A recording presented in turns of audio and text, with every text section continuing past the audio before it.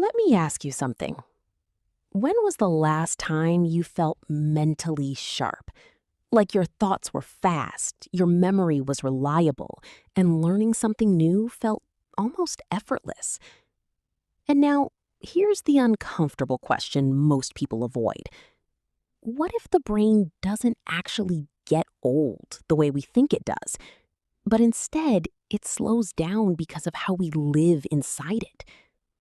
Because here's something fascinating. Scientists have discovered that even in your 70s, 80s, and beyond, the brain is still capable of forming new connections, rewiring itself, and even strengthening memory pathways. That ability has a name: neuroplasticity.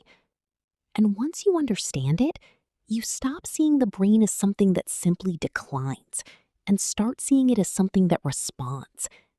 Responds to what you feed it, responds to how you challenge it, responds to how you treat it every single day. Now, think about your typical day.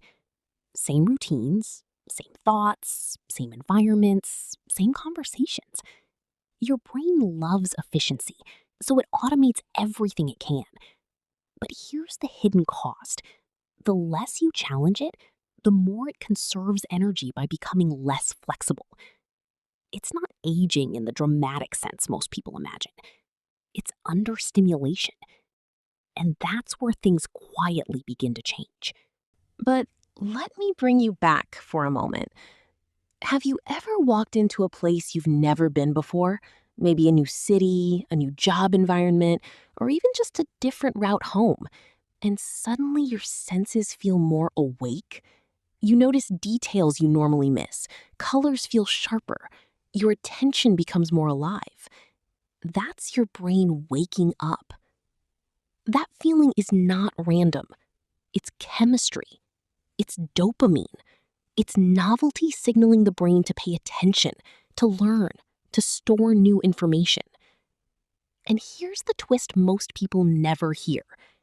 You don't need extreme life changes to keep that state alive. You just need small doses of novelty every day.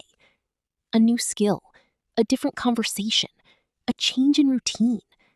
Even learning something unfamiliar for just a few minutes can trigger that same wake-up response inside your brain. But let's go deeper.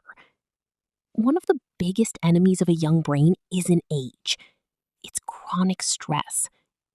When stress becomes constant, the brain shifts into survival mode. And in that mode, it prioritizes reaction over reflection. It weakens memory formation, reduces focus, and slowly trains your mind to stay in a narrow, defensive state.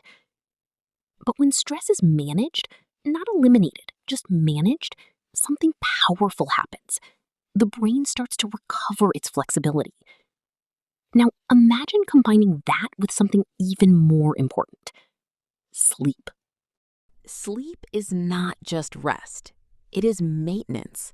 It is the brain literally cleaning itself, consolidating memory, and repairing neural connections.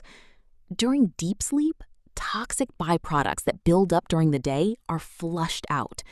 Without it, the brain starts operating under internal pressure you don't even feel immediately. And that's why sometimes people don't notice cognitive decline until it has already been building quietly for years. But there is good news hidden in all of this, because the same brain that can decline under poor habits can also improve under the right ones. Think about learning.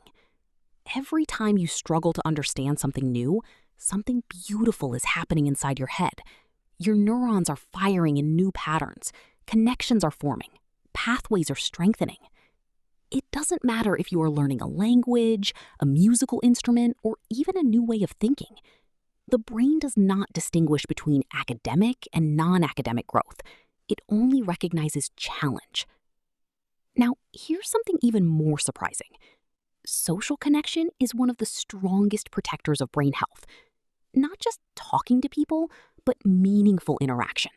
Conversations that make you think. Relationships that require emotional engagement. Moments where you have to listen, respond, interpret, and feel. The brain treats those moments like complex workouts. And just like muscles, if you don't use certain networks, they weaken over time. But let's bring everything together for a moment. A young brain is not defined by age. It is defined by activity, novelty, learning, sleep, emotional connection, stress balance, movement. Even something as simple as walking regularly can increase blood flow to the brain, delivering oxygen and nutrients that support cognitive function. But here is what truly changes everything. The moment you stop seeing your brain as fixed and start seeing it as adaptable, your behavior shifts. You start choosing curiosity over routine, challenge over comfort, learning over repetition. And slowly, almost without noticing, your mind begins to feel different, sharper, lighter, more awake. Not because time reversed, but because you changed the environment your brain lives in. So I'll leave you with this thought. Your brain is listening, not just to what you say, but to how you live. And every day it is quietly adapting to become either more vibrant or more rigid. The question is not whether your brain can stay young. The real question is, what are you teaching it to become?